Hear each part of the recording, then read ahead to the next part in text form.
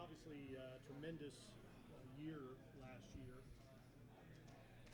When does the work start to get your players off of last year and onto this year? Really, we started that process, that first team meeting when you come back from Christmas break each year is, you almost turn the page. It's, hey, juniors, you're now seniors. It may not say it on your transcript yet, but, this is your team now. You need to start to establish an identity. And, we certainly do things that you're never going to not talk about what worked for you, but you want them to develop their own identity.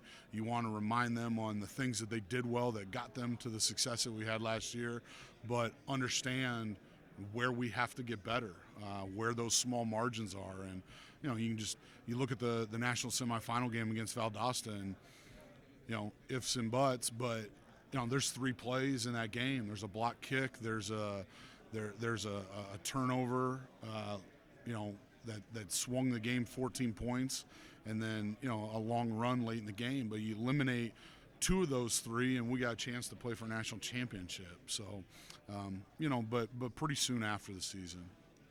You mentioned that national championship game. Were you able to watch it? I was, yeah, begrudgingly I watched it. I mean, you look out there and I'd like to think that we were a good enough squad last year to compete with anybody on any day. We didn't do the things we needed to do to beat a really good Valdosta team who eventually was the national champion.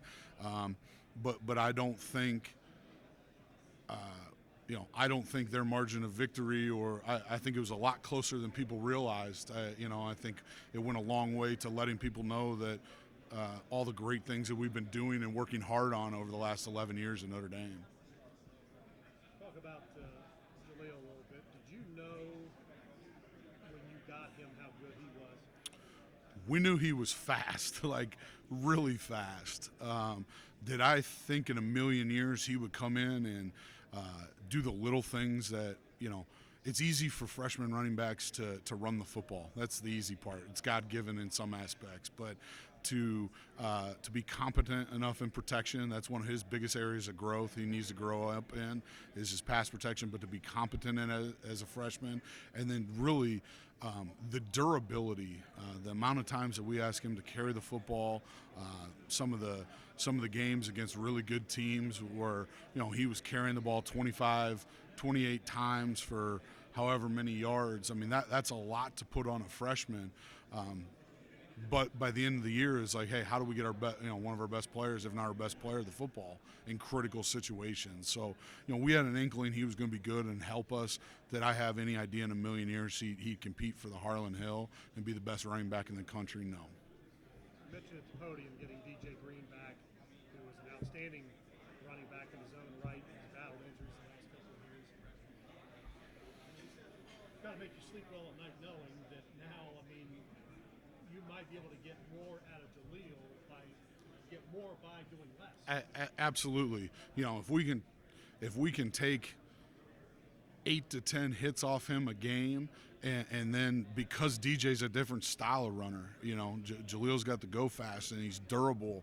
Where DJ, you're talking about a 6 foot, 225, 228 pound kid. That punishes you when he runs the football. It adds a different element to what we're doing in the run game. And for a team that likes to run the football and hangs their hat on owning the line of scrimmage and trying to be as good as we can doing that, that's big time for us.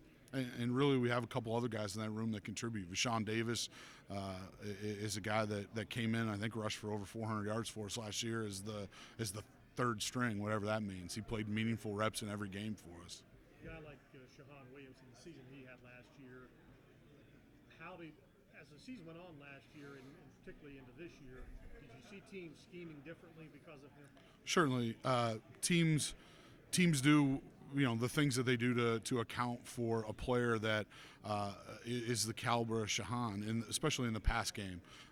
Whether it be changing their protections or adding a running back to that side, or whatever some of the little tricks are. But we certainly saw people late in the year try to account for what he was doing. The good news was that last year's senior captain Vince Ellis had I thought one of the best seasons I've been around individually, just from a standpoint that it was hard to, all right, you're going to double team or you're going to slide the protection one way to account for Shahan, and then you got Derek Brumfield and Vince Ellis coming off the edge, and Jack Costco in the middle, and Justin Peck and Tyson Jackson. I mean, we play an awful lot of defensive linemen and have since I've become a head coach.